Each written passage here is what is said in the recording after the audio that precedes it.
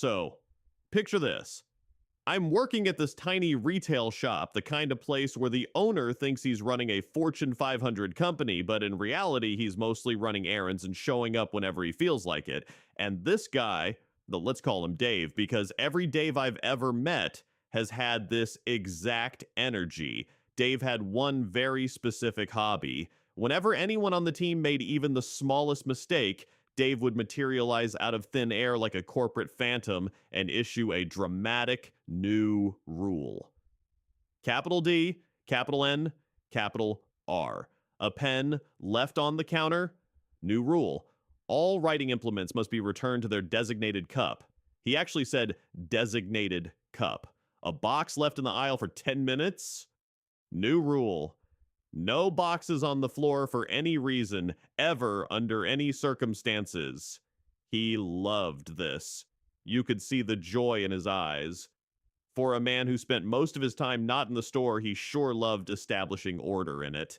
So, one week, somebody, not me, I want that on the record, prints out a shelf label with the wrong promo date, off by like a day. Not a crisis, not a scandal, not the kind of thing that ends up in a documentary. 30 seconds of fix, tops.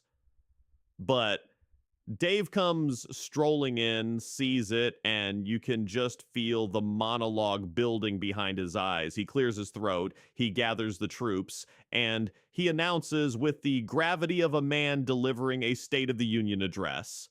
From now on, nobody changes any price tags, promo signs, or labels without my personal check and presence.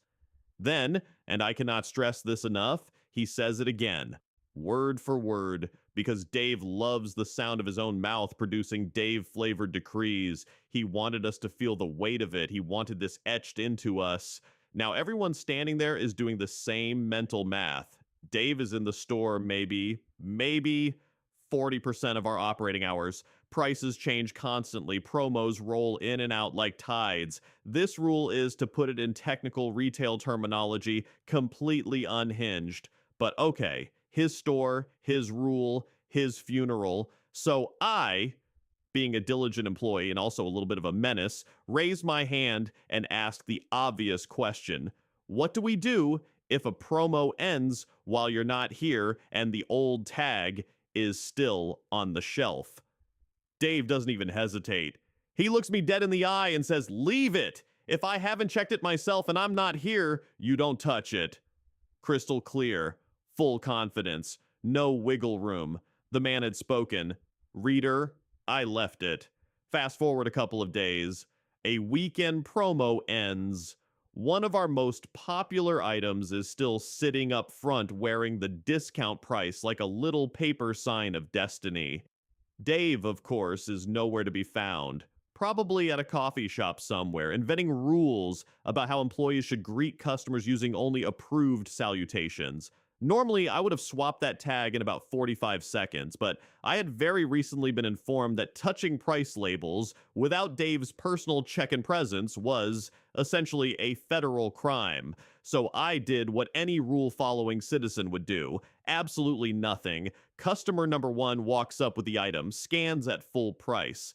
"Hey, the shelf says it's on sale?" And I go, "Yes, sir. And since the tag is displayed, we'll absolutely honor that price for you." Because legally, when a sign says a price, that's the price.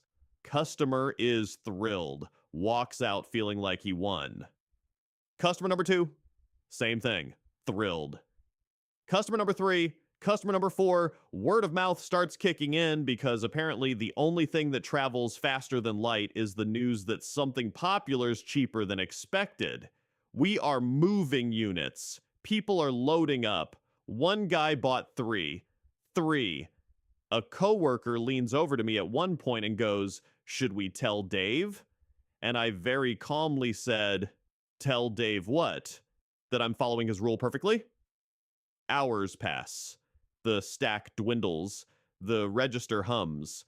And finally, late in the afternoon, Dave comes swaggering in, does his little ownership lap around the store, and freezes when he sees that glorious, expired, gloriously still on display promo tag. His head snaps up like a meerkat spotting a hawk.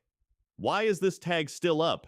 And I want you to understand the peace I felt in this moment, the calm, the serenity of a man who knows he has done absolutely nothing wrong.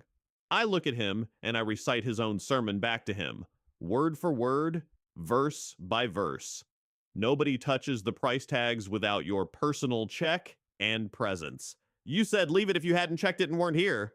Dave stood there, just stood there. You could actually watch him trying to find a loophole in his own sentence. You could see his brain flipping through the filing cabinet labeled Things I Said Last Week and coming up empty. His mouth opened, closed, opened again, and then he delivered the line that every middle manager eventually delivers when their own policy comes home to roost. Well, obviously, I didn't mean this. Yeah, Dave, I know. That's what made it funny. The very next day, without any fanfare, without any big speech, without any dramatic new rule, the policy quietly shifted into what it should have been the entire time. Use common sense. Message me if it's a big one. Which, and this is the chef's kiss, was literally how we had been operating for years before Dave decided to cosplay as a CEO in front of everybody. And that, my friends, is how Dave personally ran the best sale our store had all month. He should have put his name on it. The Dave discount, limited time only, very limited, exactly as long as it took him to get back to the store.